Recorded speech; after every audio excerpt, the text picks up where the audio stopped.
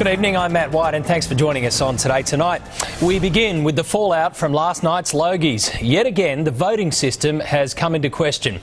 As Lynda Kinkade reports from Backstage, the talk of the night was how armies of online fans could be mobilised to support the stars and land them a Logie. And the results speak for themselves. I'm feeling sexy and free.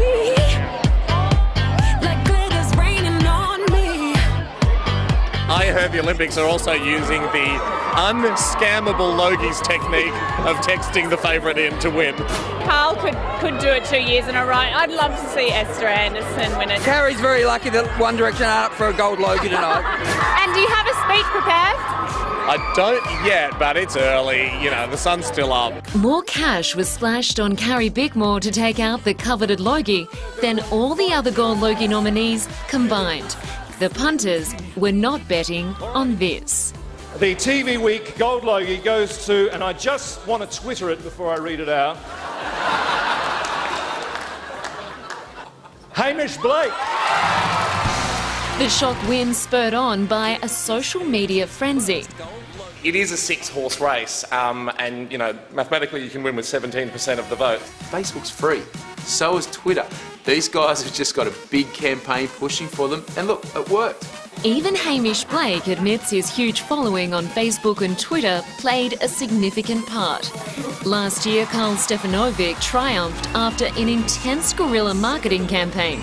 This year, Team Hamish galvanised a following on Facebook of more than 1.5 million people, all directed to the voting phone number. His TV and radio networks were given the same directive to boost his profile. And I hear they've been plugging you and pushing you more than Carl. Has they really? Well, We've been busy watching Today Tonight, I wouldn't know. We've been glued to TTs. His performance with Andy Lee on Hamish and Andy's Gap Year ran for about 2 months and was savaged by the critics. It did get a good young audience and they're motivated to vote in these things. In America, the Emmy Awards are entirely industry voted. Imagine if the industry got to vote for the most outstanding star of the year. It could cause all sorts of kerfuffles. TV writer Michael Bodie from the Australian newspaper says the win highlights the potency of social media marketing. It's a bit scary for TV networks because they're getting instant feedback on their shows. Congratulations, I can pounce you now. yeah, absolutely, great. I didn't know I needed a Gold Logie for that. What a win.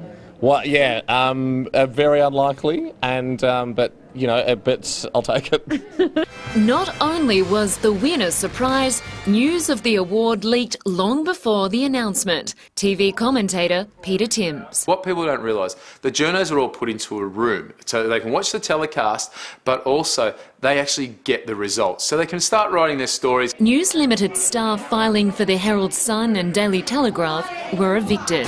You know, long before you actually went up on stage, it made the press. I've heard that it got leaked. Yes, and I'm glad I didn't know. But yeah, it would have been weird if they cut to me at the table and I was already doing interviews. This year, many stars were asked to do a Cinderella and change out of their designer frocks before midnight to avoid them being trashed at the after-parties. Others have had to beg and borrow with the style squad's cut. This is Andrew O'Keefe's suit from 1997. Second-time Gold Logie nominee Home and Away's Esther Anderson had most of Geelong behind her, but they were relying on traditional methods to rally supporters. All of Geelong's buzzing.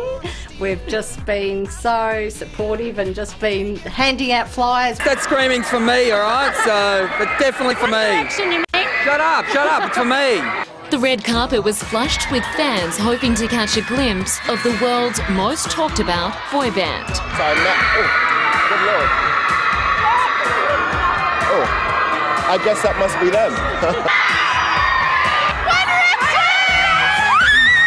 You look like you're about to cry. Yeah, I'm going to. Oh my God, they're both there. It's the first time we've been to Australia. It's been absolutely amazing. They actually burst my bubble because I was walking down the red carpet, everybody was screaming Manu, and then those guys up here, and that was it, I was gone. I can't hear myself think at the moment. I'm so behind the times, I didn't even know who they were. Inside, their performance didn't disappoint. Channel 7 picked up a record 10th Logie for Better Homes and Gardens. Thank you. And the awards kept coming. And the winner for the most popular actor is Hugh Sheridan. And the winner is Steve Peacock. And the winner is Melissa Berglund. And the Logie goes to Pack to the Rafters.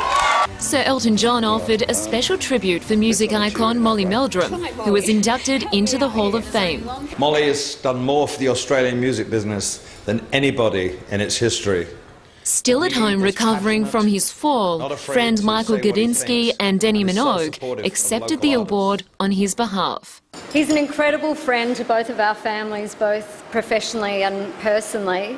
Now that the awards are over, this is where the unscripted entertainment begins. This is the fun bit, hey? News about the leaked Logie was the hot topic. He had a very good speech. I wonder if someone tweeted him and said, "You won!" Ah, well, that's the new media. What are you drinking tonight? Diet Coke.